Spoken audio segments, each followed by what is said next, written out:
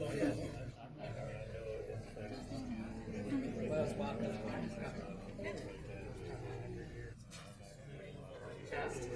did. My daughter was like, "You should test." We did, but it was really nice to just. It was fair. I mean, I can't play football. I mean, I'm gonna tire. It's the same thing, right? I'm gonna tire back on and jump it.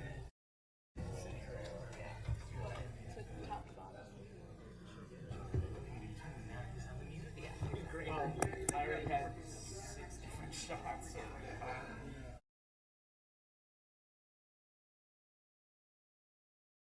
like a.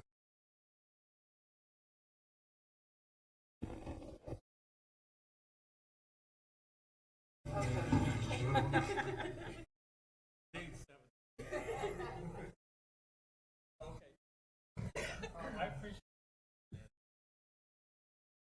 It is. We don't have a lot. You know, he's got a space.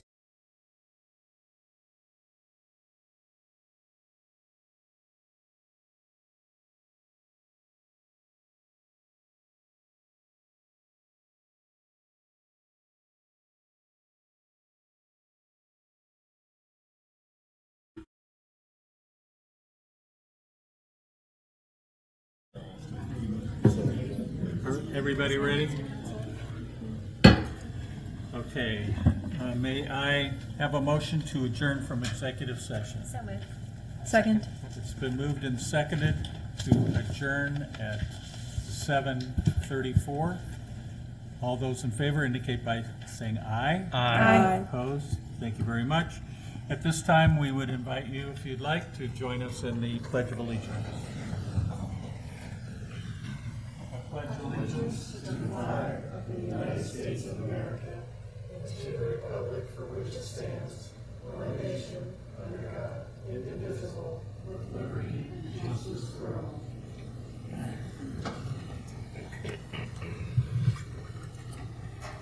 Okay, thank you very much, and I would entertain a motion to approve the agenda. So moved. Second. It's been moved and seconded. Any discussion on the agenda?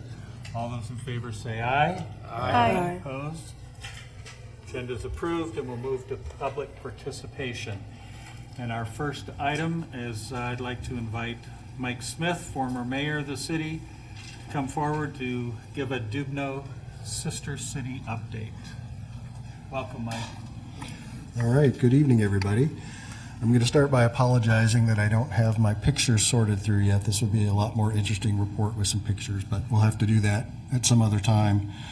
I also wanted to start tonight by giving a big thanks to Jeff Hartman from Ukrainian Action and Daria Propratska, who is a Ukrainian citizen who's a Miami student who interpreted for us, and both of whom, you know, we couldn't have done without on this trip. You know, I can't say enough about Daria being such a trooper and interpreting for us all day. She said repeatedly later that she had to tone down some of the comments from the mayor when she translated them to us. So with that, we were very warmly received in Dubno by the people and by their city government. They have a population of about 40,000. They are first referenced in history in the year 1100, so they are 923 years old, so they have a little bit more history than we do. They have a thriving business district, and historically they've always been a place where people came to trade and do shopping, and they've maintained that through all the years. They have a lot of historic sites and a lot of historic structures, of course, given their age. And of course, they have Dubno Castle, which we got, you know, a brief tour of, but you could easily spend an entire day there with what they have. So we had a very gracious initial meeting with the mayor and his city council, where we exchanged some pleasantries, and they gave us these nice pins with the Dubno City crest on them. Following that, we went up to the 4th floor. Their city hall is 4 stories, and I didn't see an elevator anywhere, so we climbed 4 flights of stairs to their council chamber, which is very nice.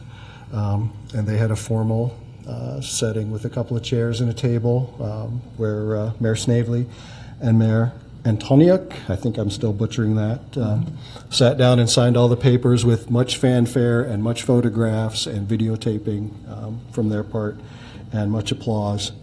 And following that, we went out basically to the front of their city building, and they don't so much have a raising with a rope. They fastened our flag to their pole permanently, and the flagpole got permanently mounted to the ground. So we are there with the rest of their sister cities in front of their city hall. Unfortunately, the overriding factor of Dubno's main square is the memorial to the 50 citizens that they've lost fighting in the war against Russia. So Mayor Snavely and the Mayor of Dubno laid a wreath at that site, and we had a moment of silence for them, which is quite sad. And then later in that evening, we had a great casual family-style dinner with the mayor and their city council, and they invited some other folks from the community to interact with us. They have a small Rotary Club. I think they said they had 7 members, but they're looking to grow. They're interested in founding a Kiwanis Club, which Bill was anxious to talk to them about. They sent a representative from the Ukrainian equivalent of Boys and Girl Scouts, so they're interested to talk about that. We had a local reverend who is the chaplain for the Dubno military unit. He does a lot of work with transgendered youth and is trying to counsel soldiers who are home on leave that might be suffering from PTSD. He's a really great guy. Of course, we had the Visitors and Convention Bureau from Dubno. We had representatives from their local university, which is very small. They were astounded that Miami has 25,000 students. They couldn't quite comprehend how we handle that. And of course, we had the director of Dubno Castle, who is very anxious for us to do some type of exchange so that we could perhaps host an exhibit about the castle here in Oxford. All things said, even with the language barrier, which was extreme, we really had a nice connection with these people. And we all parted, I feel like, the best of friends, and we all look forward to when hostilities end that we can go back for a much longer visit, and perhaps they could come here and visit. So, had a great time. And Mike and I would like to present from the mayor and the people of Dubno. They have given us their flag, and so we'd like to present that, and we'll get a picture. It's a very clean flag.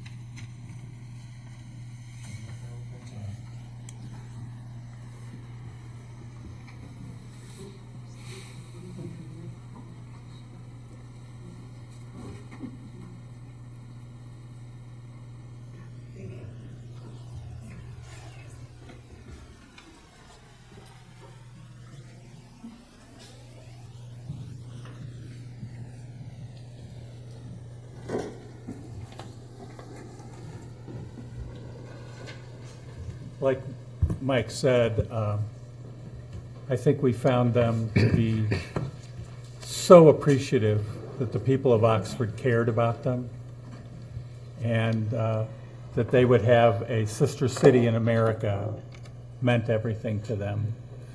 I will also say that seeing their central square with the big presentation boards with the pictures of the fallen soldiers, some of whom were as young as 19 and 20, was incredibly moving. And they're in a real situation there, even though they are not right at the front lines of the war. It affects them every day. So, thank you, Mike. I also want to. Michael talked about people to thank, and I want to thank Mike Smith, because I can't imagine anybody who would do a better job as a partner with me over there than Mike did, and he always seemed to know what to do. And so when I was signing things, he was taking pictures, and he had my stuff, and everything just flowed really well, and I appreciate, Mike, very much everything that you've done. Okay, we will move then to our discussion item, which is our annual review of council goals, and welcome Jessica. Welcome back, and thank you for going over to Ukraine and with former Mayor Smith as well, and what a great story to tell. All right, but now we're going to talk about progress toward goals, which you guys know is one of my favorite things to do. We're about to get a little geeky. And so what I'm going to go through kind of at warp speed for the public, just know that this will be available in the minutes and then also be on our website in just a little bit. But I wanted to give a year-to-date update on our progress toward goals, and just for the public to know, where does this come from? In January, we have a council staff retreat where departments kind of share with council some ideas we have for the year, and then also ask council, like, what did we miss? What do you want us to focus on? And then we kind of rework those measurable action items. And so as a reminder, from our council retreat this past year, these are the things that you've asked us to add this year. And the first one here is to really look at building code amendments to allow for electrification. We looked at sustainability goals, especially in recycling, and encouraging recycling in business and commercial districts, and increasing curbside food compost pickup. Childcare, doing what we can to extend childcare for our community, and then really looking at our fire and EMS staffing. And then what we do is we kind of bring that together in a list of goals, but just to kind of show you then what comes next, in that same retreat, we then start talking about goals for the following year, because it takes us so long to kind of research the implications and programs and what will it take. And so what you've asked us to start to build and research and bring forward for the budget season are these categories. Develop a project and explore funding for housing on city-owned land, safe and efficient travel, looking at the Oxford Area Trail planning and planning for spokes, continuing with the Oxford Area Trail, continuing with Amtrak, researching the railroad underpass or overpass, looking at modernizing our zoning code, and then trying to look at eviction programs. So those are all things that are still, and then finally, this creative placemaking category. So those are all things that you're going to see in a few months from us, but you'll see hints of them in our yearly update, because a lot of these are multi-year goals. So you'll see a step in 23 that will impact 24. So with that, I'm going to go ahead and share our progress toward our goals. This is microscopic font, but I'm hoping, I'll try to make it bigger. Let's see what I can do.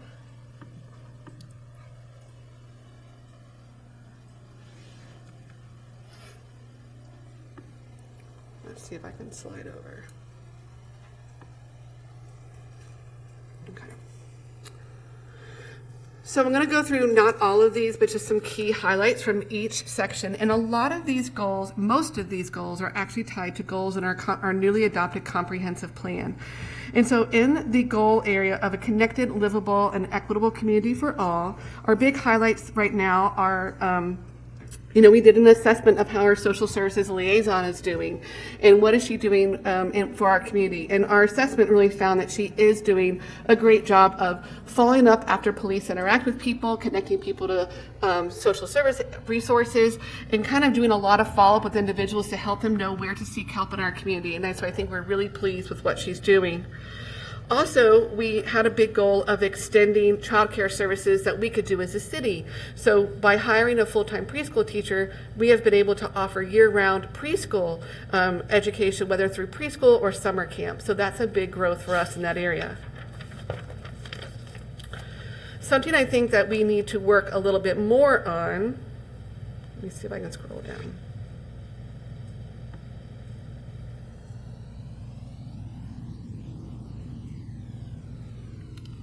Is here under staffing for our fire and EMS. We did have a goal that by July we would develop and implement an action plan to establish funding for additional fire and EMS. We're a little behind on that in my opinion, so we kind of need to pick that up in the next part of the year. Tonight, if you scroll a little bit further down, I have the tobacco retail license here for you this evening, so we'll talk about that in a bit. And then we also have a strong draft of these daycare startup loan programs that we're looking at, and we hope to have a presentation for you in October of what we're going to try to do with that program. So that's our highlights in that category. in our category of a sustainable Oxford, we do have a measurable goal of doing an energy assessment and trying to use more renewable energy for the city of Oxford. So we have put out an RFP. We've had, I believe, one responded, and that's under review right now. So more on that in the near future. Also, we did an RFP to expand our curbside food compost, like to try to have curbside food composting. Again, we got one response, and that's currently under review.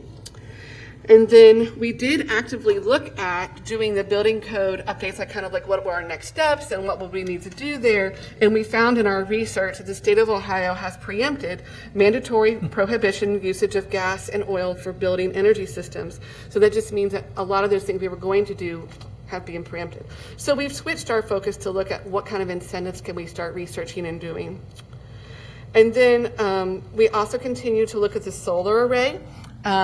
We have, Doug's given this update, but it has been proposed to be scaled back to 1.75 megawatts, down from 5.97, primarily because of the cost of the point of interconnection with Duke. The difference would be $243,000 versus $2.4 million. So we're looking at grants to see if we can help with that point of interconnection, but without some sort of other funding assistance. I believe BQ Energy is proceeding with their plan for 1.75. Do you want to ask questions as we go? We're at the end. What do you prefer? That's fine.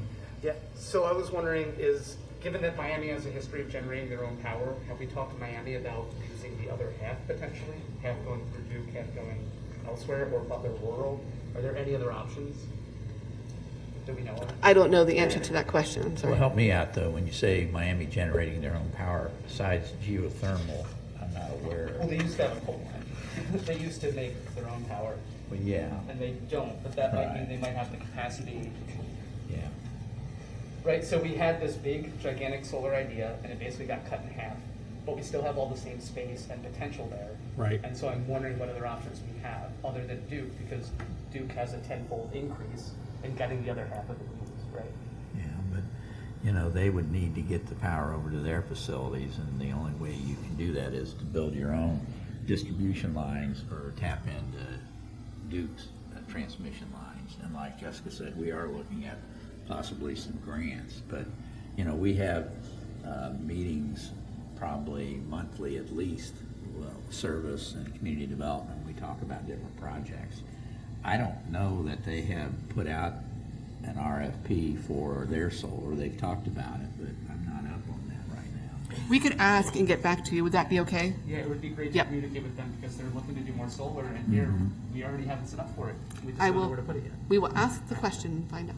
Yeah, I think there's a lot of feeling on council that we should pursue that if we can. Sounds good. Thank you. Thank you. Just the other is kind of moving down is we have hired a climate sustainability specialist in June, Rena Murphy, and she's off to a great start. I mean, she was here part-time before. So we have a draft climate action plan that has been reviewed by the public and reviewed by staff.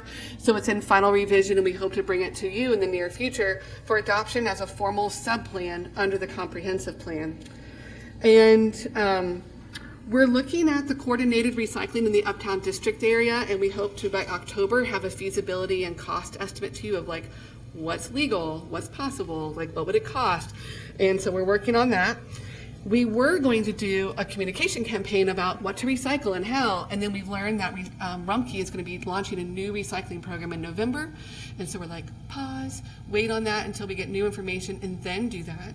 But then finally, we're going to do the pollinator garden education campaign, and it brought in to be that biodiversity in your backyard. And I'm pleased to tell you, like, that's in partnership with Three Valley Conservation Trust. And between June 2nd and July 31st of this year, we've had 1,737 views of those articles by a unique 1,114 people. And it is currently the second most viewed page on our website. So, I mean, yay, that's a great success that we should be celebrating. Do you care if I move on to the next category, or any questions? I think we're doing good. Okay. Until somebody raises their hand. All right, that's what I'll kind of launch for. Under the category of a resilient and year-round economy, our highlights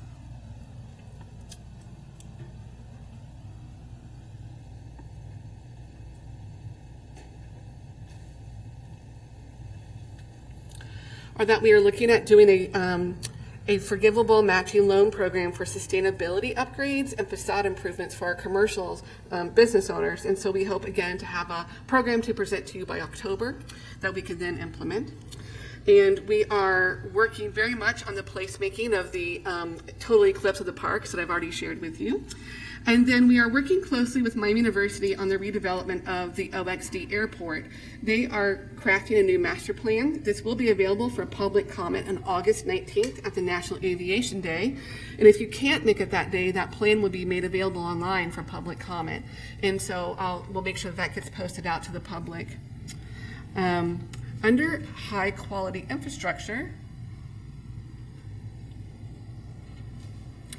anytime we do road resurfacing, we examine the abutting parcels for lead service lines. And this year we did find one, and that lead service line will be fixed. It was fixed in June. So we do that every year. Other infrastructure highlights are that we continue with the water softening project, and the department heads gave me this update in June, and now it's August. So as of today, it's actually more like 25% complete for the engineering plan. We're waiting for that pilot plant that we talked about that they're going to build, and the results of that pilot plant will then guide the final engineering design. And so that's where we are in that phase. And then we are, as you know, blasting and recoding the 2 million gallon, I have to ask what MG stood for, 2 million gallon water reservoir, and that is almost done. And this is one of those ones that looks like a little line, but that little line is a massive project with tons of staff time. So we're really proud of them staying on time and on that project. Moving on to a celebration of the people and places that make Oxford unique.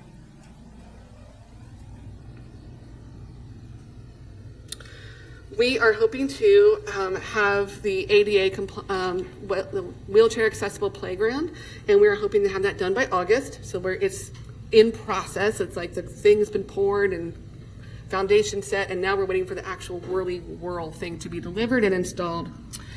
And then the Tri Board and the Recreation Board continue to meet to talk about fundraising for the renovation of the Tri facility. Is this the section where you might talk about public art, or is that placemaking? That is placemaking, and we don't have a formal goal around public art in this actual presentation, but Okay. I just want to stick that in there someplace. And Sure. every city that we visited in Europe, we were struck by the meaningfulness and impact on livability of each city by the amount of public art. And I think we need to that would really- very much live in this section, and so that would be something we can really look at trying to do Yeah. better with a formal goal around. Yep. Yeah. I'm not sure which section it belongs in, but I think we need to pay attention to it. Right and- here, the Yeah. celebration of people and places that make Yeah, Oxford unique. yeah, Yep. that's a good place for it, I think. And Paco's working on some bigger We plans. are, yeah. We are. So stay tuned. Yes. Paco has plans. That's good. Can I just make a comment Yeah. about like equitable art too, as far as like this really rich history of indigenous people and bringing all of that into full circle? Yeah, thank you. Yeah, I did. I'd also like to see if we couldn't put a focus on the fact that Oxford is the home of American beekeeping. Yep. Yeah. Paco's Maybe talked about that. Yeah, maybe we need a bee competition. There's an artist named Matt Wiley who does bee murals internationally. Someone was in contact with him from the city. I think it might have been Eli. And he was interested in our bee history. He will only do a mural. First of all, it's very expensive. We need a large dedicated wall in a very public space, but also he will only do a mural if there's been a year or two of public education around bees and pollinators and things like that. So I think that can happen here. Also, we've talked about becoming a bee city in the Environmental Council Commission. And especially with our pollinator garden efforts and our education campaign, it all goes along with that. So that might be helpful too. I guess we have some 2024 goals related to this. And I mean, since we're on the topic, you visit every little town. Like, it's a miracle that we have the one mural that we have. But it's like, what's why are we lagging so far behind? Even every little town you go to has meaningful murals. Millville has a mural. You know, so I think whatever it's going to take to break us through, whether it's some money in the budget for 2024, I'm not sure what is the impediment, but hopefully when we talk budget, we can make more. We'll look forward to Paco's.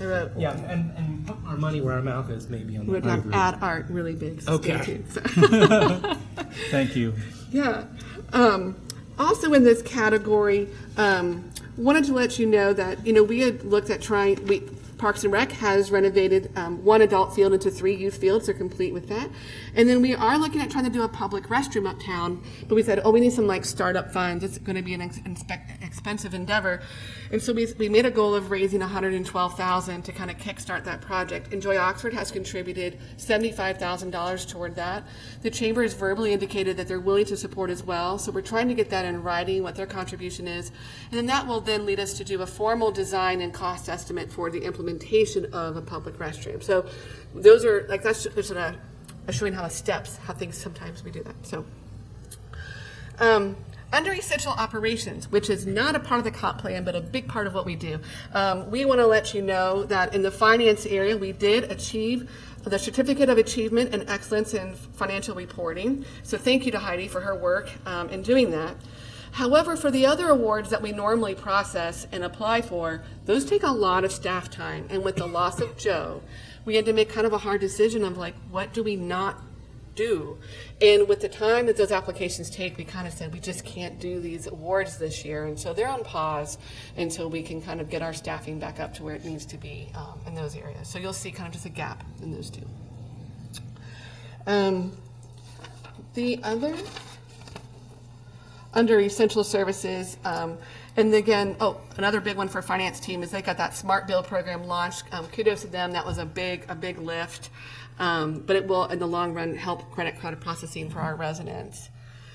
And then this one, like this little tiny line, upgrade to Office 365, sounds so simple, and yet this is a massive undertaking for our project, to the point where this may be delayed, and we may have to actually bring in some consultant help to guide us through this. We're realizing as we're trying to do it on our own that we don't know what we're doing, and so we need to bring in some outside guidance to help us, but at the same time, our cybersecurity requires us to make some changes. So that's where we are on that project.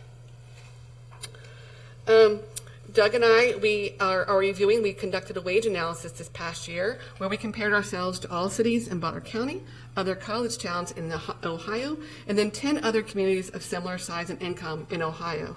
And then based on that analysis, Doug and I are working out, do we need to make adjustments for our staffing to be competitive and comparable to our comparable cities? So that'll come out in the budget season. And then under Housing for Everyone,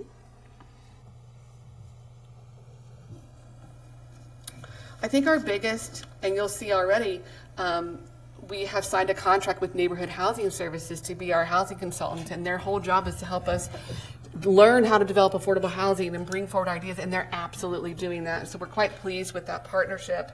And then you have given us approval to use ARPA funds to update Part 11 of our zoning code. That will be another huge paving of the way for more affordable and housing development. It's not listed here, but we are helping the community development professionals with their cottage community, maybe at that, 30% level that we're trying to help them get their plans in and through. They're not going to be starting by August, but hopefully they can start soon. And then moving on to safe and efficient travel. We continue to work with Amtrak. Our ODOT scope with ODOT, our project scope with ODOT is complete. Our term sheet agreement with Amtrak is in the final draft. And then we continue to work on the CSX easement and then working out with Talawanda what to do with Nelson Morrow. So things are still moving. With the Oxford Area Trail, Phase 3 is being paved and should be done this year. Phase 4 will be paved next year, and the engineering for Phase 5 is happening now and will be complete in 24. So all of those things are actively going on right now. And that is our update this year, and I'm happy to answer any other questions. Or not this year, year to date, January to June. If you have any other questions, I'm happy to answer them. Thank you, Jessica. Does anybody have questions or comments for Jessica? Well, first, I want to thank you. I mean, I think this is something we didn't used to do in the past. I like the way we're moving towards being very plan-driven. It takes a lot to plug these things in and then measure them, but I think that produces accountability on where we are, and so I love the culture change that's behind that. So thank you to everybody. Then the question I had is, so sometimes we set these goals in January and then we realize, like, well, say for example, our electrification ordinance. We are hoping to go in one direction and we can't go in that same direction. It's still only, I guess it's August now. So how we continue to make progress on something. So like, for example, I'm thinking about that we're now left with incentives, basically, when it comes to renewable energy. And we're going to be redoing the zoning code.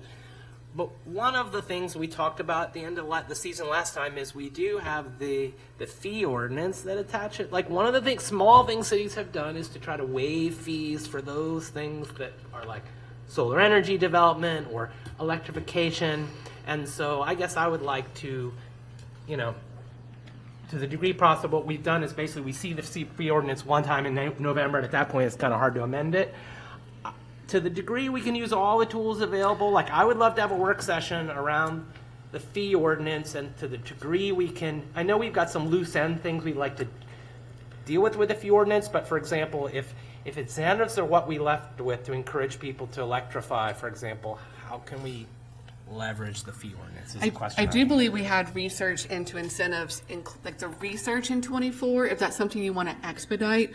I mean, you would have to tell us, please expedite your research, because we had bumped that like, okay, now do the research and build that into that 24-year of work. But again, if that's something you want to address sooner, we could talk about how to do that. I guess in principle, I feel like the fee ordinance is something I don't love being asked to act on something I've seen one time, So to me, I would love to be able to review it, and if there were, there's the idea of the solar. I know we've talked in the past about why this is separate from this, but like why we make people pay for a permit to do their curb and gutter work. Like, if they're loose ends things, I guess I'm just saying this is separate from that, but I think it's related to the solar that I would love to be able to have a conversation about the fee ordinance in 2 steps and not just a wham bam. All right, we'll talk to Mr. Elliott about that. Thank you. Yeah.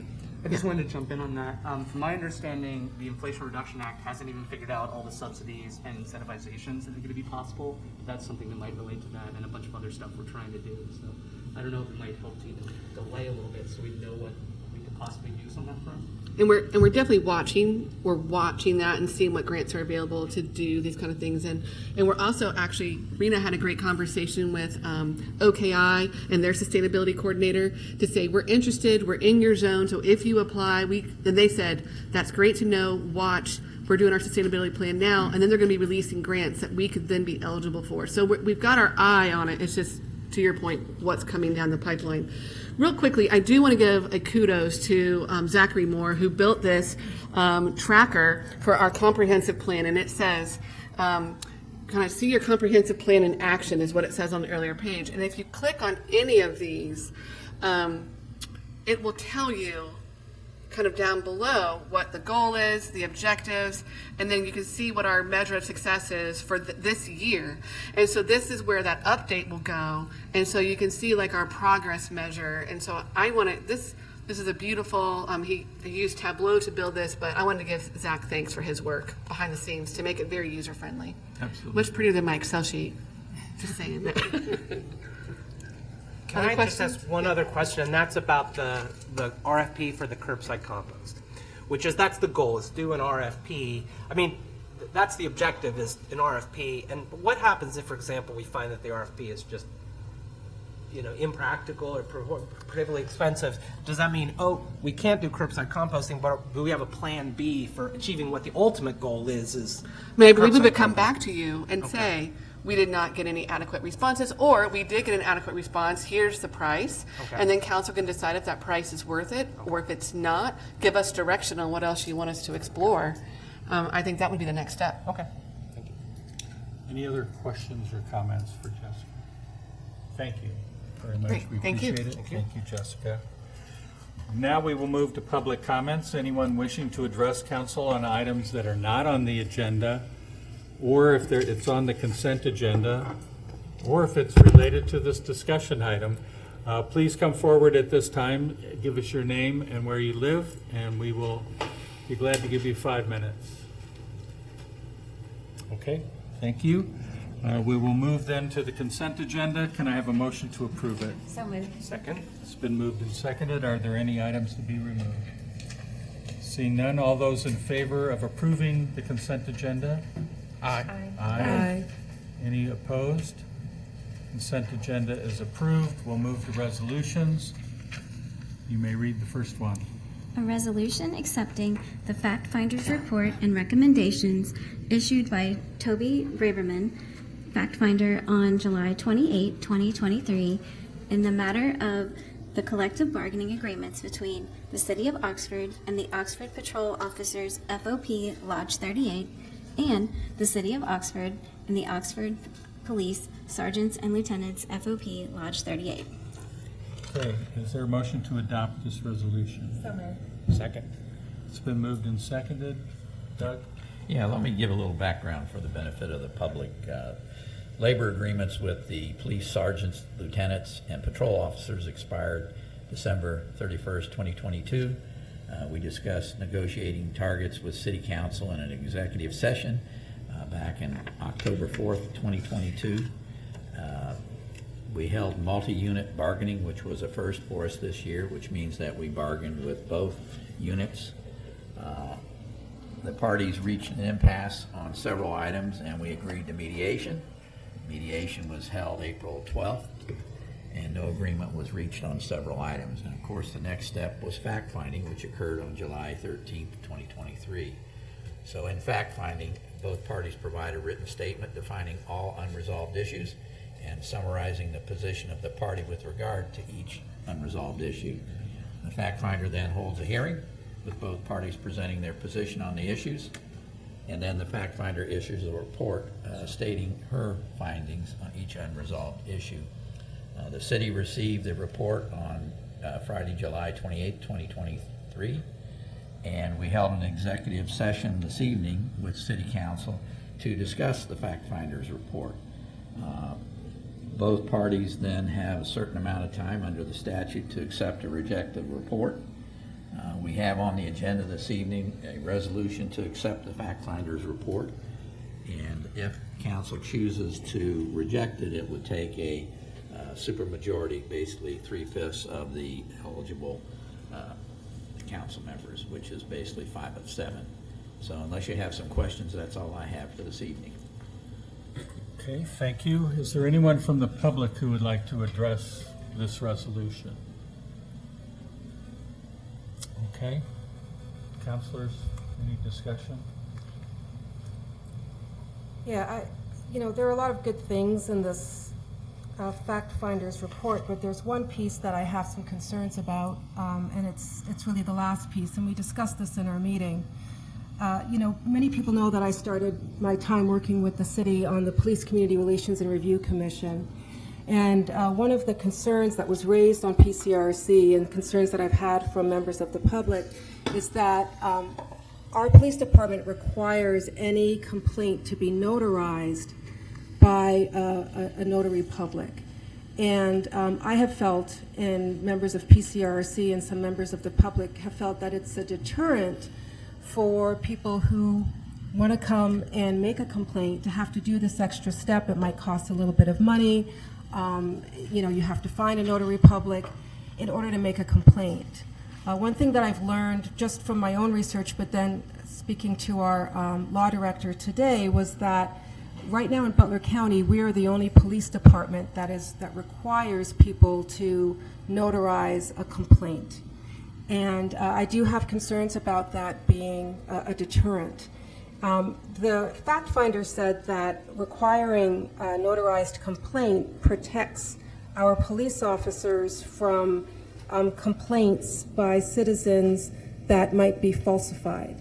But the Ohio Revised Code already has section 2921.15, which makes it clear that filing a false complaint against a police officer is a misdemeanor of the first first degree, and it's punishable by a fine of $1,000 and incarceration of up to 180 days in jail.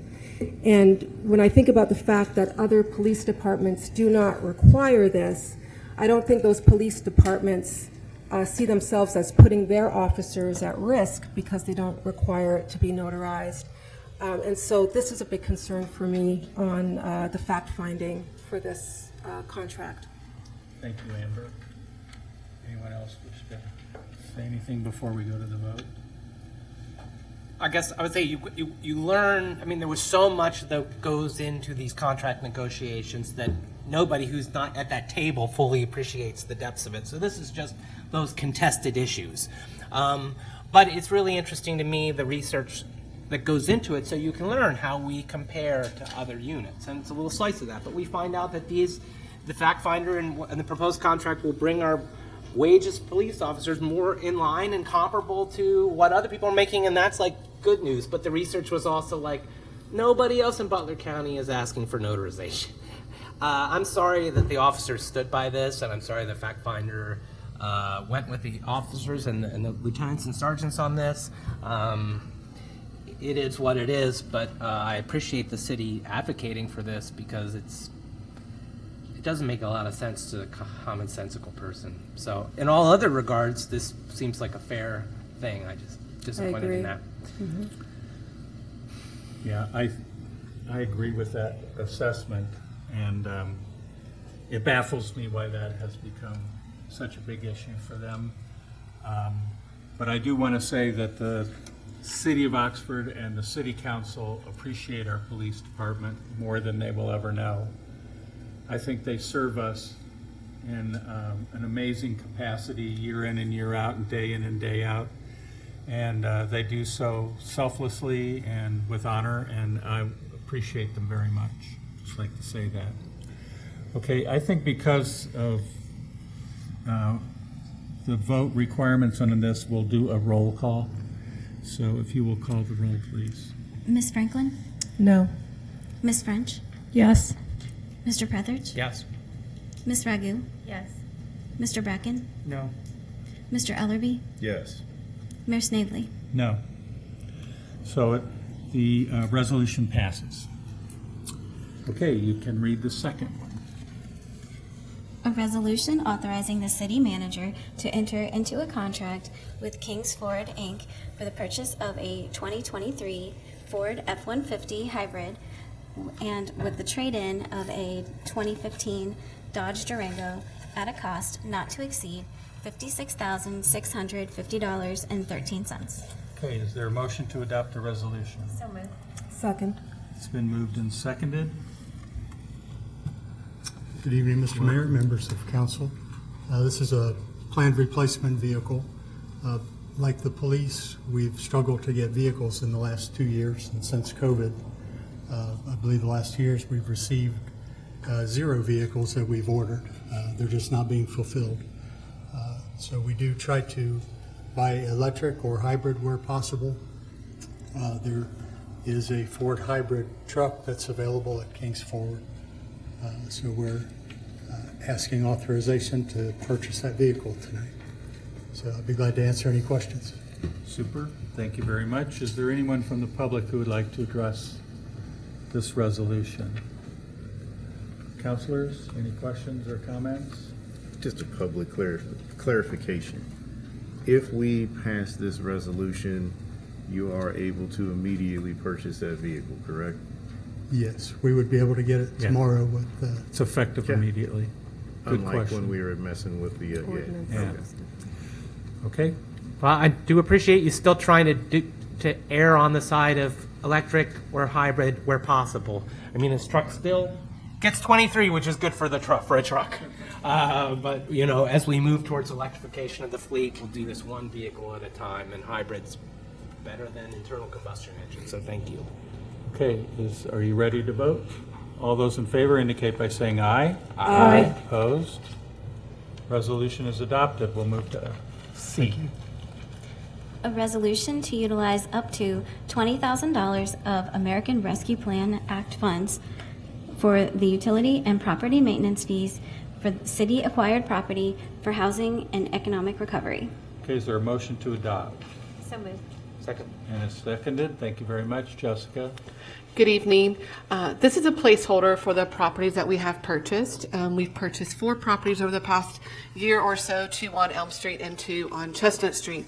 And we need to pay those utilities while we kind of make a long-term plan. So this is just an up to amount. That'll cover mowing the grass, and then the utilities, and then when they're rented, if they're rented, that would then be covered by the tenant. And then we would then cover then any emergency repairs or that type of thing. So this is our request, and let me know if you have any questions. Super. Thank you very much. Is there anyone from the public who would like to address this resolution? Okay. Counselors, any comments or questions? All those in favor indicate by saying aye. Aye. Opposed? Resolution is adopted. We'll move to ordinances. We don't have any first reading ordinances, so we'll move to second reading, and you may read the first one. An ordinance amending and supplementing the Oxford Municipal Code by establishing a new chapter to Part 7, Business Regulation Code, Chapter 744, creating a tobacco retailer license for the sale of tobacco and paraphernalia products in Oxford, Ohio. Okay, thank you very much. Is there a motion to adopt the ordinance? So moved. Second. And it's been seconded. Thank you very much. Jessica? Good evening. We had a lot of discussion on this at the last meeting, and there were some questions around trying to do flavor bans, signage restrictions, and kind of marketing that would deter some behavior. And so we went back and got to work, and we called our partners from eVision Partnership and Preventing Tobacco Addiction Foundation, who've been helping us with this. And Christina Lata is here tonight to kind of give her thoughts and expert kind of thoughts and opinions on this. And then also Chief Jones prepared some answers to questions from last time. So if you're okay, I'd like to invite Christina up to present, and then Chief Jones and I can answer some questions, and then we can see what you'd like to do. Okay. Okay, thank you. Thank you.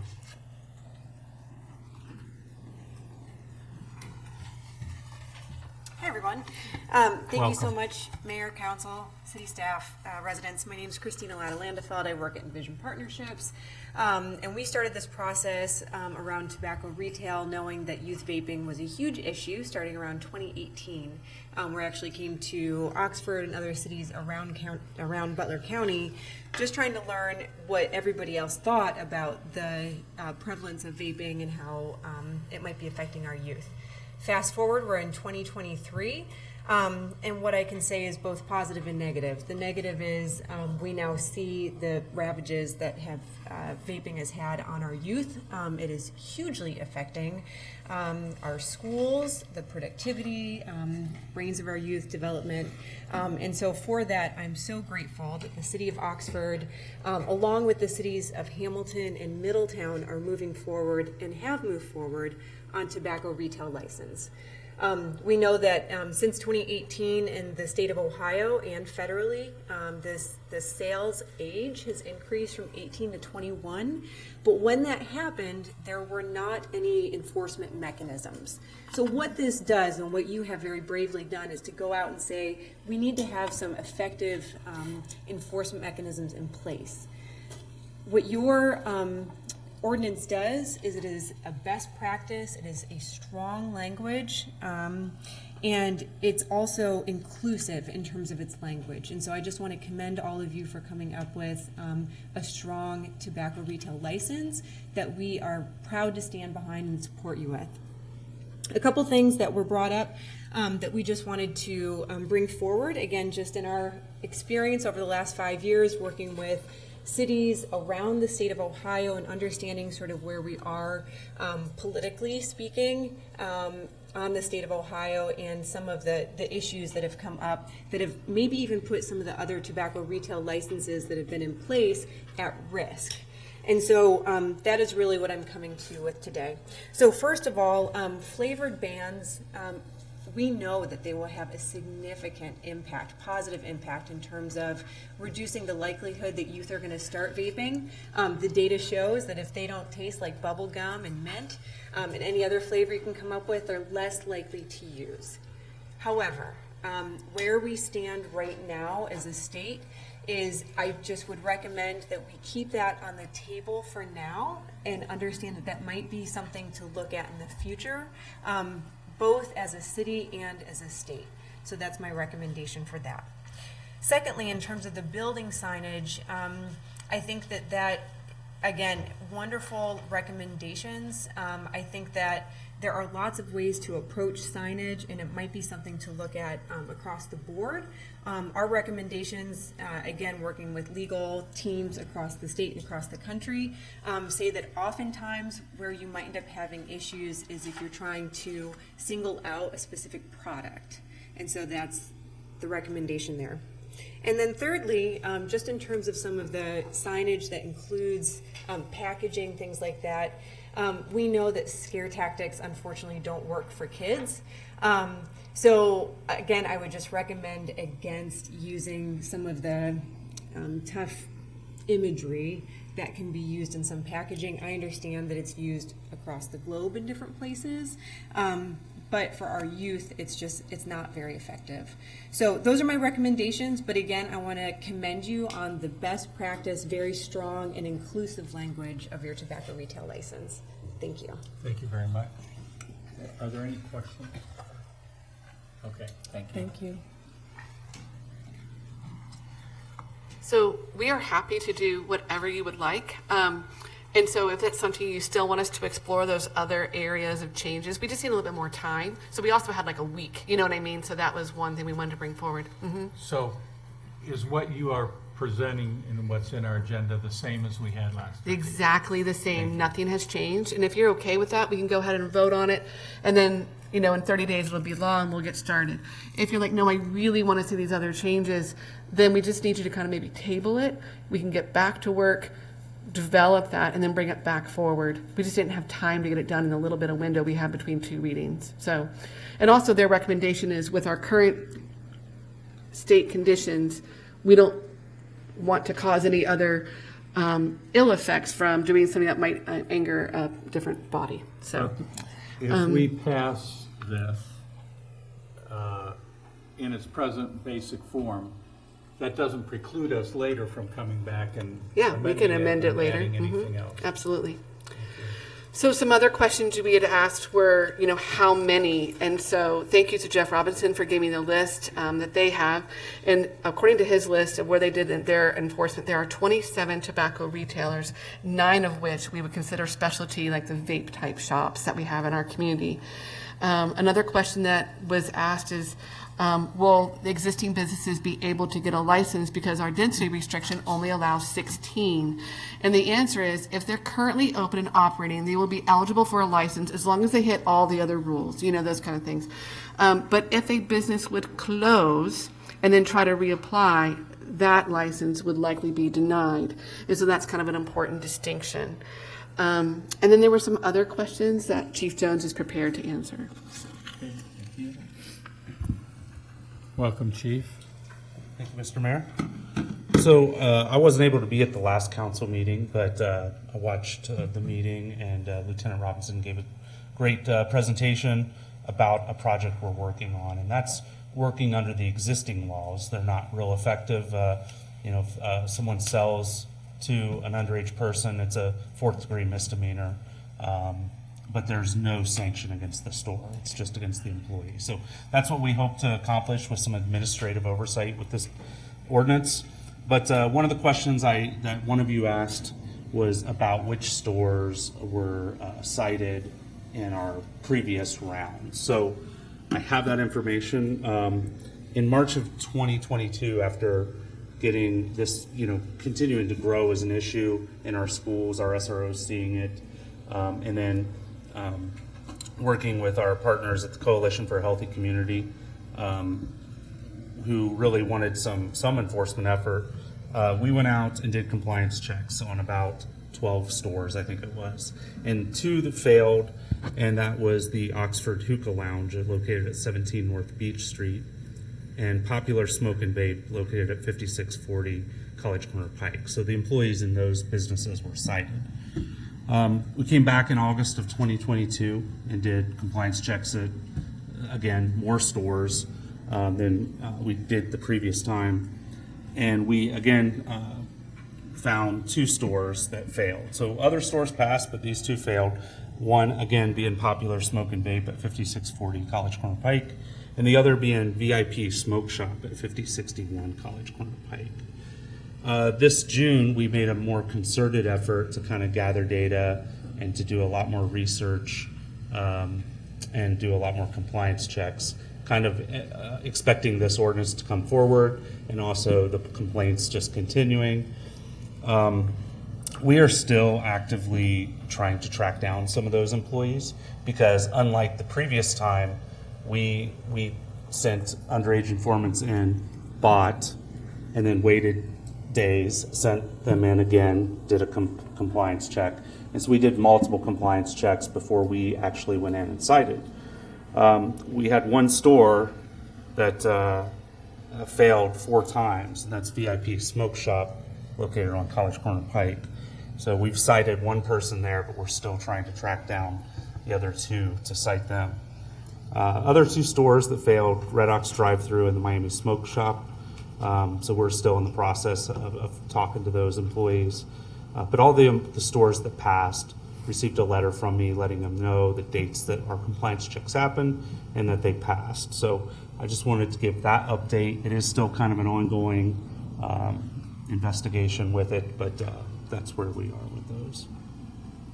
There was another council question about our social service liaison's involvement. She was not, and I believe Lieutenant Robinson answered it that night, but I want to just expand upon it. She's not really part of this project.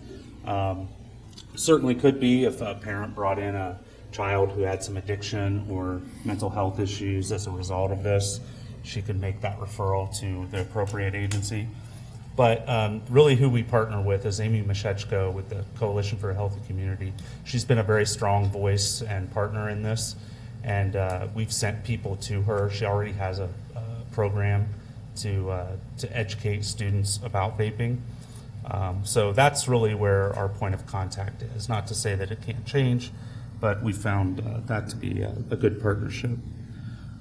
There is still ongoing investigations where we've purchased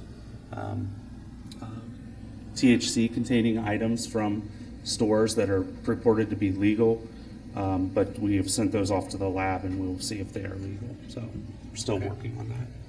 Thank you, Chief. Does that answer the questions? Okay. Thank you. Is that it? Yes, I think we answered all your questions from last time, but happy to answer any more if they come up. Okay, thank you very much. Is there anyone from the public who would like to address this ordinance? Okay, councilors, any questions or comments? I just say appreciate that you went back and found all the questions that we asked last time and provided answers. It's appreciated. Can I ask a follow-up, though, that Chantel was talking more about kind of the specific advertising. I was talking about just more generalized signage standards. And rather than do it here, I mean, I'm looking at our signage code that's in our planning and zoning code, and it's hard for me to believe that some of these, I mean, I'm sure you've done enforcement. Are these places in compliance? They have multiple internally illuminated signs. Are they in compliance or not? Maybe a third of them. Okay, so that's what I'm saying is that, like, without resorting to separate code, I think we could reduce. I mean, I would like to see us use existing code to enforce on. I'm seeing multiple signs that are using. I mean, it's supposed to be, indirectly illuminated. One sign indirectly illuminated. Vape, CBD, Kratom. Like, I hope that we can use our zoning code and without having to get in any of the issues of, that we're targeting a person. Those are just standards that everyone else abides by, and the vape shops have blown past those standards. So that is where the increased staffing will be assistant. So, great. Currently we have 1 code enforcement officer. As you remember, last time we had a resolution to write a grant to hire another part-time code enforcement officer who a large part of their role will be helping with this, and they can help with that too. So I misunderstood your question, but thank you for the clarification, and I do think additional staff will help us with additional enforcement. So I'll just reiterate, thank you again for this. This was very responsive. I'm glad that we did it based on best practices. We weren't really party to the policy development process. But, you know, I trust that it will be an ongoing experiment to see what it's like to regulate vape shops, and I'm sure we'll be coming back to that. But we have regulations now. Thank goodness. So thank you. Amber? Yeah, I just wanted to thank Chief Jones for answering those questions. You sent them to us via email as well. And I also think it's a good idea to, and it's probably standard practice, but I think in giving a letter to those who pass compliance, saying you pass compliance, it rewards good behavior and hopefully Exactly. will lead to better behavior by others. So, thank you. I have a couple of questions, and thank you for coming. It's great to have an expert in the room for sure. Does and I'm not sure, head to head, I know we were worried about singling people out, but if we compare what the state of Ohio has dictated towards medical marijuana signage and advertising, does this go head to head with that? So there was, and this is where we just hit pause, because there's some who say that the marijuana language would allow some different signage rules for tobacco as well, and then others say no, you can't single someone out. And just with our time, we had about a week to kind of get this ready. So if that's something you want us to explore, we just need a little bit more time. I think is what my short answer would be. Yeah, and I can understand that.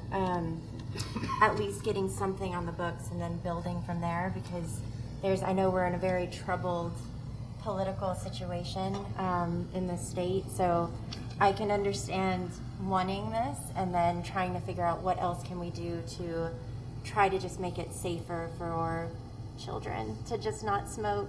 And then I guess my question is also for the cigarette warning labels, like the big studies that have been done. They're talking about pictures on cigarette warning labels just for the future. We don't have to do this now. It increases the likelihood that smokers will quit, but they do not necessarily change the belief in the risk of harm. So it is something that is a very low budget thing that can be done that may possibly have a benefit. So my opinion is always, if there might be some helpfulness to come out of it and no harm, it may be something to consider in the future. Some of the research and communication on fear appeals indicate that high extreme fear appeals tend to not be as effective and sometimes boomerang. So I think we have to be a little bit careful with that, but I think we do need some kind of warning or something on there. And so if we could get a high moderate without being a super high with showing dead people and so on, then I think we're probably better off, because otherwise they reject the entire message. So I want to thank you, especially on behalf of the Coalition for a Healthy Community, on which I serve. I think this is something that the coalition has been working towards for a long time and are really happy to see it coming to fruition. Thank you. So we'll continue, if I'm hearing correctly, we will continue to research these other areas and just have them on the simmer, right? So when it's the right time to bring forward, we can look at doing so. And it might be a while, but we'll make sure we can start inching that along a little bit. Thank you very much. Is there any additional discussion? Are you ready to vote? Call the roll, please. Ms. French? Yes. Mr. Prothridge? Yes. Ms. Ragu? Yes. Mr. Bracken? Yes. Mr. Ellerby? Yes. Ms. Franklin? Yes. Mayor Snavely? Yes, the ordinance is adopted. We'll move to the second one when you're ready. An ordinance amending the Oxford Municipal Code, Chapter 5, Section 537-16, relating to the illegal distribution of tobacco products to prescribe the minimum legal age of sale for all tobacco products at 21. Okay, is there a motion to adopt this ordinance? So moved.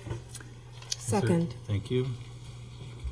Jessica? This is all related to the one we just talked about, so I have nothing further. Okay, and it's the same as we saw last time.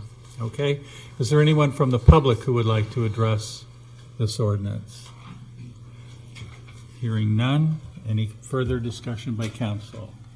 I should have looked at this in depth, but like in terms of resale of this, like, so let's say a person who's 21 purchases these items basically in bulk for sale to young people. How does the code, if at all, apply?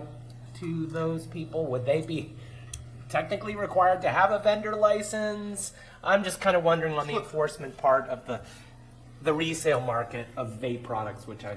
Well, they wouldn't have a license, so they'd be in violation. Okay. So if there was an incident in the school with an SRO It's or illegal. something, it's illegal. That's the clarification for me. Okay. Under existing law. Under existing law. Okay, thank you. I just didn't know that was something separate because. Okay. It is federal law 18 or 21. Is federal law for smoking type stuff 18 or 21?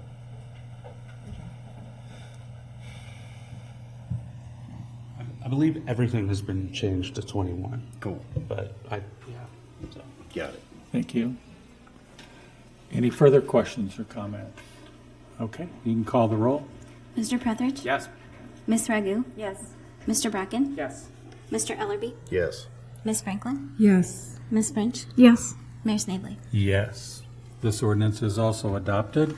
We will move to announcements and communication, and we will begin with a discussion of the municipal electric aggregation program supplier. And I guess, Well, I'll defer to David Prithridge. Council Prithridge had asked for this to be on the agenda, so I haven't really prepared anything. I did bring my file with me in case I get some questions I need to answer. Right. Well, I imagine Doug could probably fill in. I mean, as people know, we have a municipal aggregation agreement that we do bulk purchasing, and the contract for our current agreement is expiring at the end of this year. So the city will be looking at using a broker to try to identify a new supplier. My question is that, you know, the program was developed so to ensure cost savings for people, among other benefits. And among the other benefits that the city has always emphasized is trying to help us achieve carbon goals.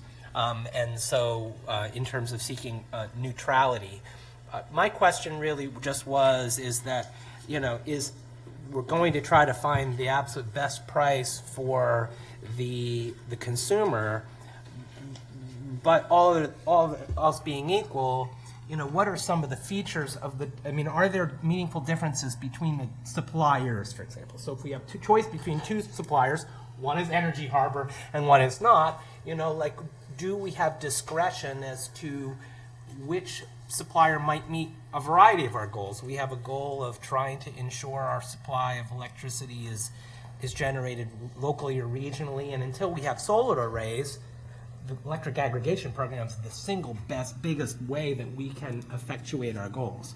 I'm not educated enough on, like, I know that you're looking and you can do a search on who the different suppliers are. I guess my question is are there meaningful differences between the suppliers that could inform a decision, like the geographical location where the energy is being produced? Is it produced, you know, in Ohio, or are the renewable energy credits from Texas?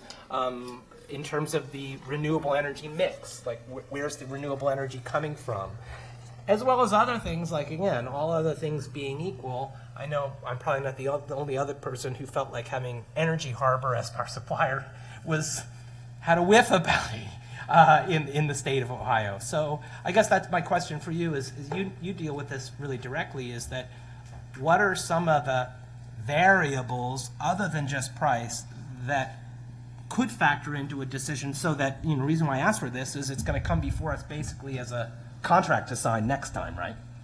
Yeah. So to me, the question is if you have to make a decision, all other things being equal, like if there were a supplier that were 0.1 cents a kilowatt hour higher, but we felt better about the nature of the supply and the geography, like, I guess I would love to know what those variables could be so that we can, because how long will this contract be? so you want to know when we choose the lowest and best offer, what are the variables that would go into best? Yeah, exactly, especially in regards to our goals of trying to supply the energy through regionally sourced renewables.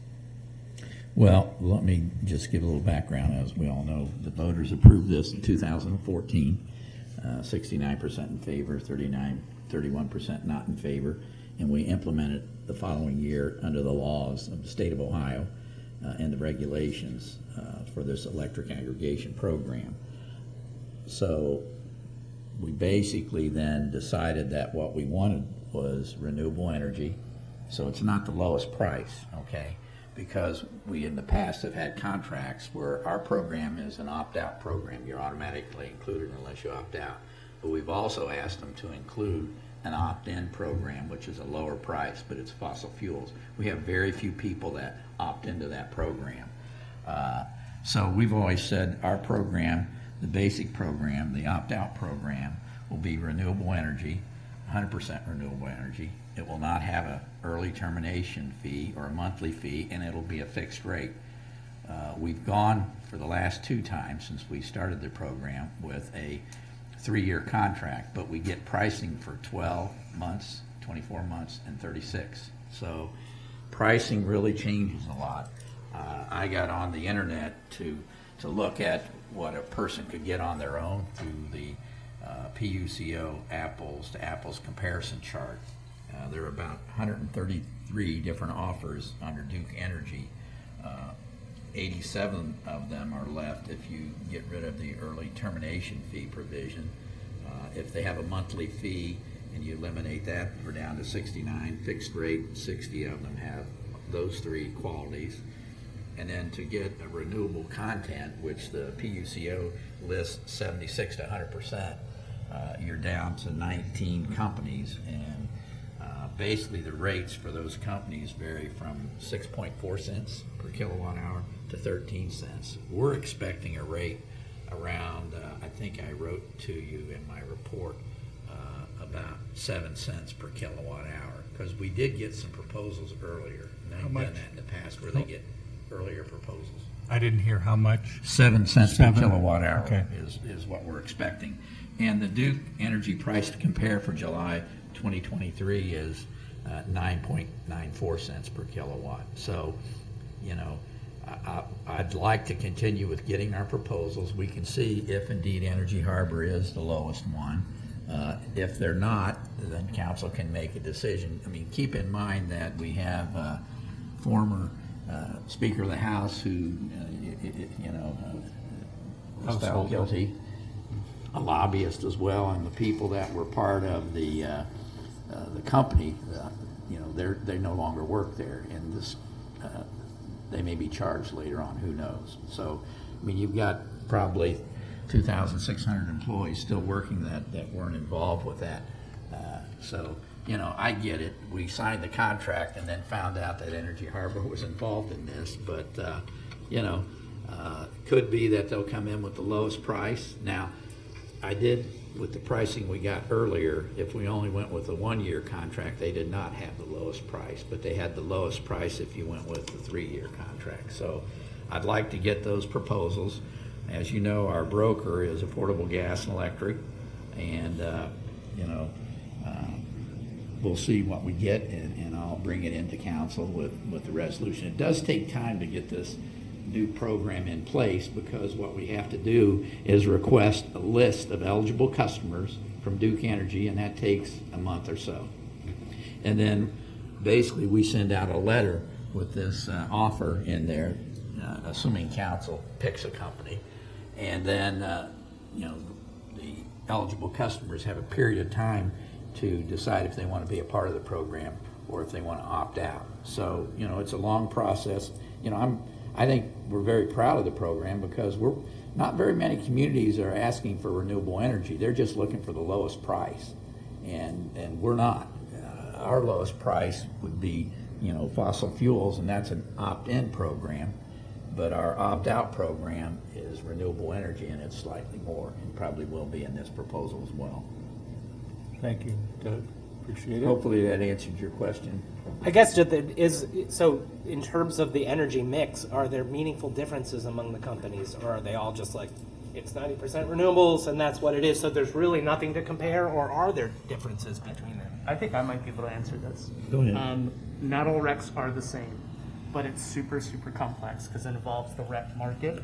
And some RECs make a more meaningful difference in terms of carbon capture than other ones, but that also is typically, but not always, reflected in the price. I don't think there is inherently a benefit to local purchase. But it depends where you're comparing it to, because if you're comparing it to states where it's real easy and cheap, then it's not as significant, but you get cheaper. If it's compared to states where it's significant when you make a subsidy towards renewable energy, then it's more of a green impact, but it's probably going to cost you more. So I personally don't have a preference for local. Also, I worry that we might lose some participation if our prices aren't comparable. But going back to Energy Harbor, if we have something comparable in price, I would totally prefer not to use them as a company. But I personally, I'm not moved by the location of where it's purchased.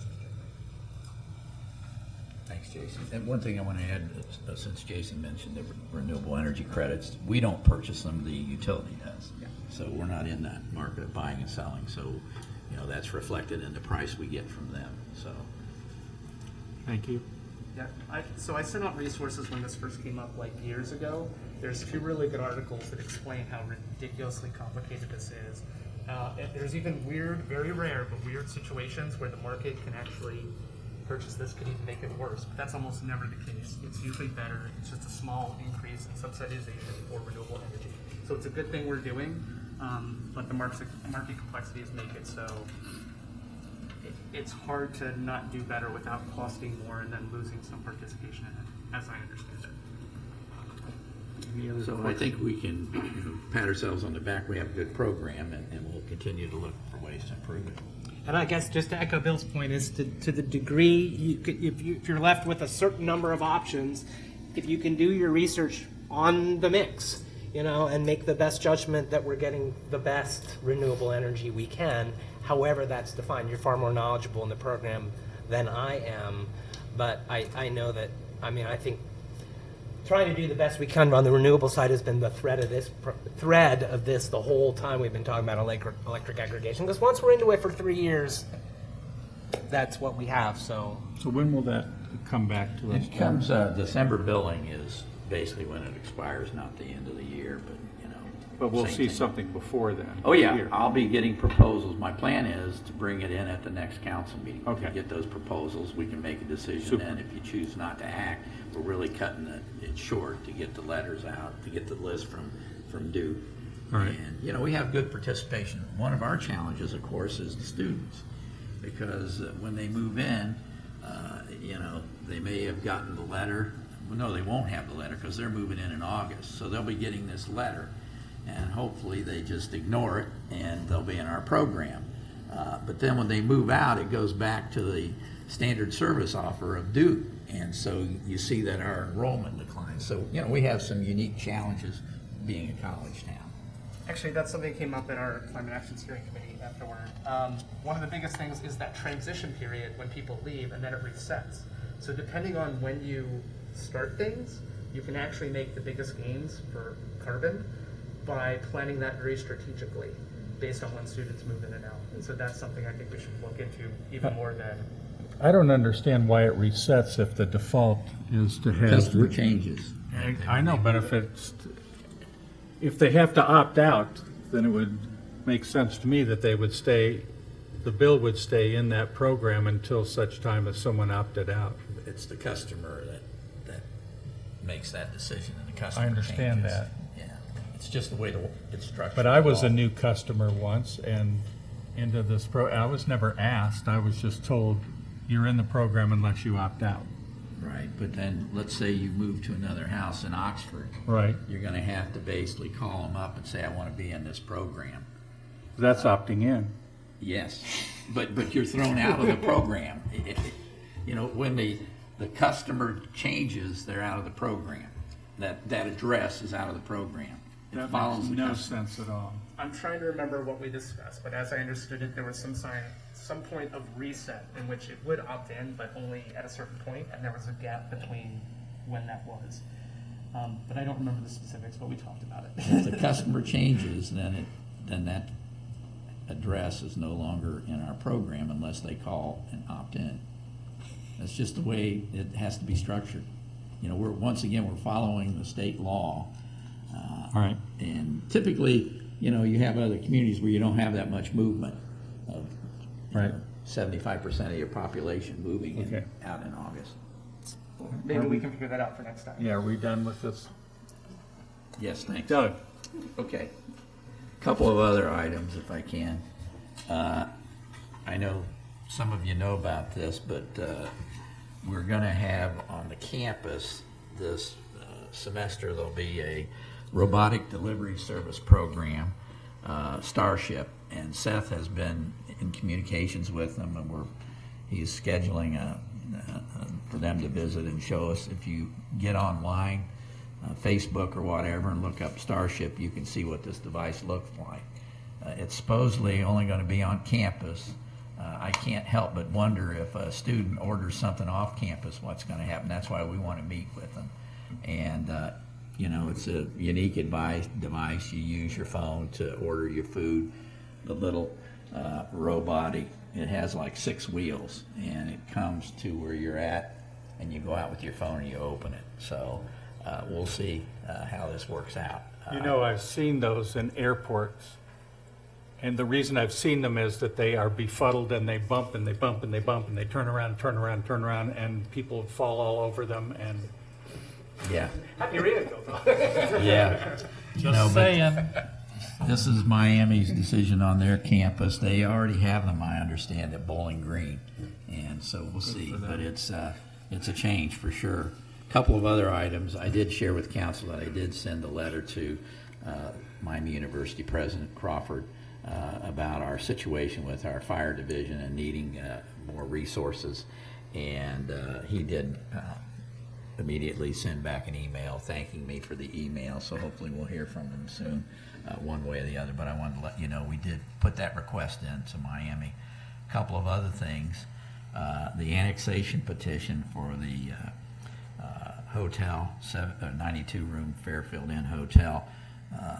We believe that it'll be on the agenda for Monday, this coming Monday's Butler County Commissioners meeting. So hopefully they approve that, and then it would come back to us, and then we have to wait 60 days to act on it. And then also I wanted to share with you that the Planning Commission is planning to review their plans as if it's in the city at their next meeting, which is August the 8th. This is for a conditional use application. So that's all I have this evening, unless you have questions for me. Thank you. Okay, thank you very much. Mike, okay? Okay. Heidi? All right. Chief? Yeah. Oh, you're passing. Okay. I thought maybe this was going to be a... Congratulations, by the way, on a very successful summer season. With the Aquatic Center. It seems to be crowded every time I have been there or gone by. All right. That's you, Sam. As Doug mentioned, next Tuesday we have Planning Commission, and in addition to the hotel, we got the cottage community, and then the Mary Day Park rezoning. So it's going to be a full night, and 2 new Planning Commission members. So for those that are interested, tune in. Okay, thank you very much. Jessica?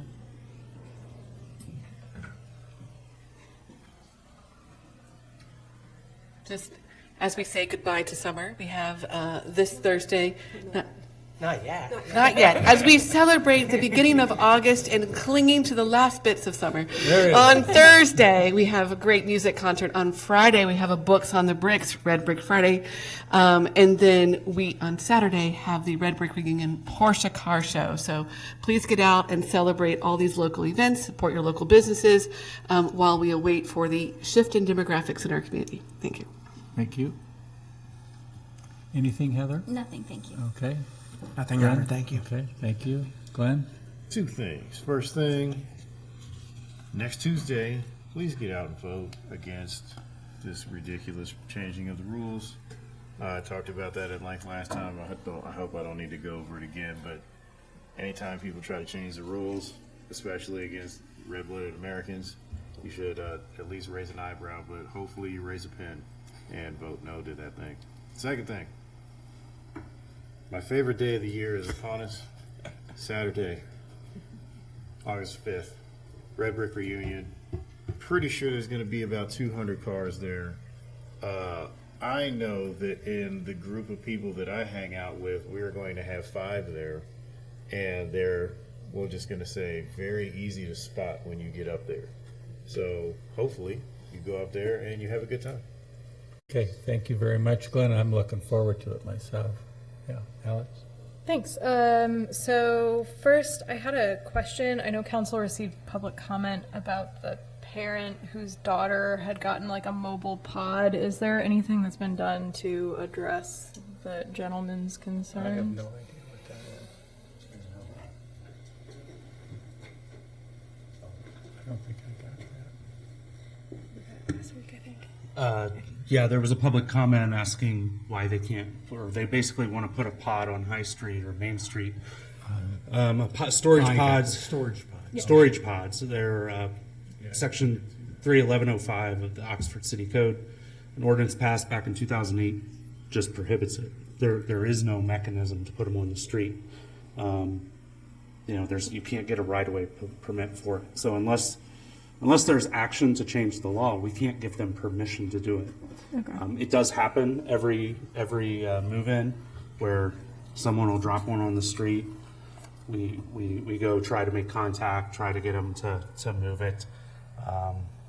But you cannot rent a meter to put something illegal in the street. So that's Not a lot. not a lot I Yeah. can do for that. Sure. And if they decide to do it, they subject themselves to a minor misdemeanor ticket, but probably more expensive will be the tow fee if we have to tow it. So Okay. Thank you for that, Chief. that specific public comment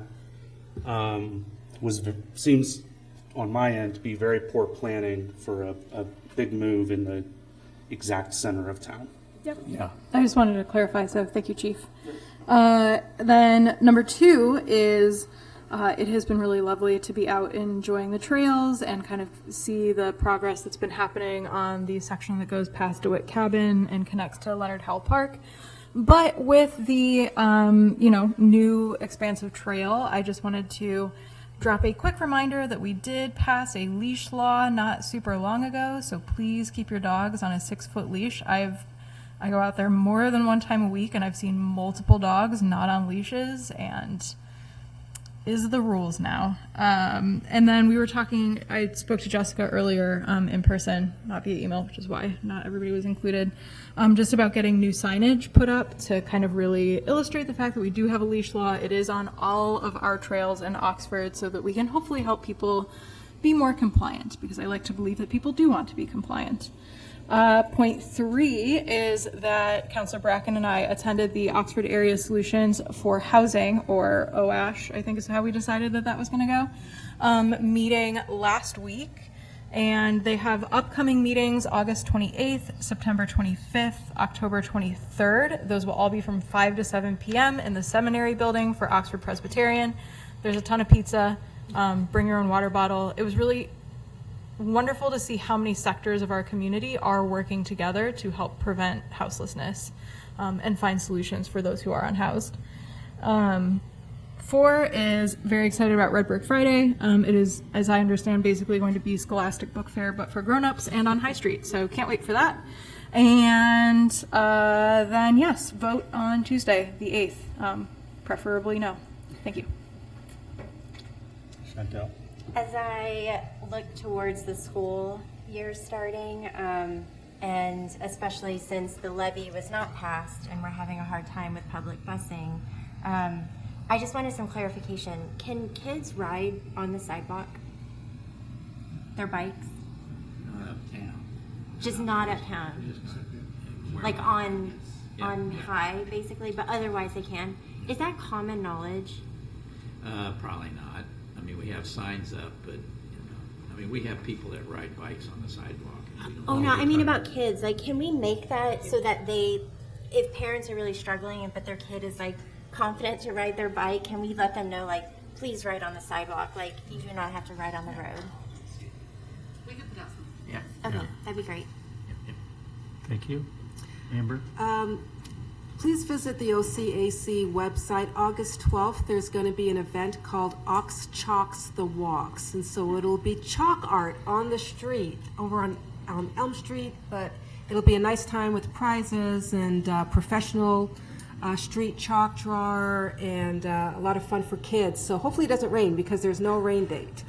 But we're hoping for good weather. And also, happy anniversary to my husband. It's our 10-year anniversary today. So. Yay, congratulations. Thank you. Jason.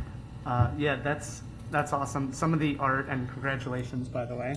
Some of the art is three-dimensional and is incredible because, you know, you're kind of in it. The only thing I have to say, though, other than that, is you don't have to wait till August 8th. Early voting is open right now. You can make it happen before then. I highly recommend it. I did. Me too. Okay, first I want to, I'm really super excited about Books on the Bricks, and I do appreciate staff's willingness to take on the High Street thing, which makes it more complicated, but I think having the event on the bricks really, truly makes the event. So Oktoberfest, all those ones, that's part of what makes them so special. I love our parks too, but I appreciate the commitment. The trail is super exciting. I guess I would note that, Mike, you can correct me if I'm wrong, it's still an active construction site, right? You know, the trail's where it's been paved. So there may still be construction vehicles and that kind of stuff on there, so I encourage people to be careful. I did have someone expressing concern on Facebook about, I think this will be one of the few segments where the multi-use path is shared with service vehicles. And I'm sure we have really good conversations with Miami, but we're gonna we have the Burt Blind back there, which people do drive back to, so we may have vehicular pedestrian mix that we've not yet had on the Oxford Area Trail, at least for that little segment. So just as we transition and open it up, that we are aware of that and whether there's signage and we manage that. Okay. We're working on the signage for Okay. I'm sure Miami will be. Okay, that's awesome. And then the last thing is that thank you so much, Doug, for articulating our concerns to President Crawford and Miami University to really not just like ask, you know, hey, could you help pay your fair share on the fire and EMS, but make a more formal request. I think it was important for us to do that. I look forward to their response. We haven't really circled back on what next steps are. I presume it's going to be time for a work session or something, because our budget issues are not going away on the fire EMS side. And, you know, I know that we looked at a property tax increase, but I really do hope we can have a work session that puts all the options on the table, even if no single one is the silver bullet. We talked about a false alarm fee. It doesn't make up for all of it, but it could be part of it. A fire EMS impact fee. So to me, like, I hope we circle back, because the fact that we haven't talked about it and doesn't mean it's still not an issue. I think given for a variety of reasons, like property tax increases are going to be, I mean, there's just a lot of moving parts to this with the reassessment. And so I hope that we can circle back and kind of redo the numbers, look at all the options, and maybe it's not just a single answer. Maybe it's a combination of A, B, and C. I don't know what it is, but so do you have a sense of kind of when we might circle back on this conversation? Not right now, let me give it some thought. Okay, thank you. Yep. I think property taxes are going to be a very difficult thing to pull off, especially with the reassessment being as humongous an increase as it's going to be for people. But that may generate some revenue that helps out, you know. Maybe so. We can hope. I would like to also comment on the Oats Trail. I'm really glad to see the paving going on. And I also wanted to call out and recognize the people from Three Valley Conservation Trust who have been out building a boardwalk that will go from that paved trail out to 4 Mile Creek. And it's not ready for you to go jump onto it yet, but they're getting ready to build the ramp and finish off the construction. And I was out there and looked at it the other day, and it just looks fabulous. So I think the community owes a lot to the Three Valley Trust, to Mark Boardman and his group of hardworking people who just volunteer their time to build that. That's a great community contribution, I think. Finally, I just want to again thank Mike Smith and express to you how impressed and overwhelmed in many ways the people of Dubno were, and the people of Ukraine were, that people in the United States care. And it was a visible sign that they needed, and I think it was a morale boost for them. And I think we will make some many connections and find ways that we can contribute. And if anyone has an idea of something that they would like to do to cooperate with the people of Dubno, if you would let staff or myself or Mike know, we'll try and get you in touch with the right people. You know, they are not in the war zone. It's in Western Ukraine, but they are a country at war, and we were reminded not only by the memorials in their city square, but at 3 a.m. when Michael and I were awakened by an air raid siren, you are reminded that you are in a country at war. And it was one of the more frightening moments of my life.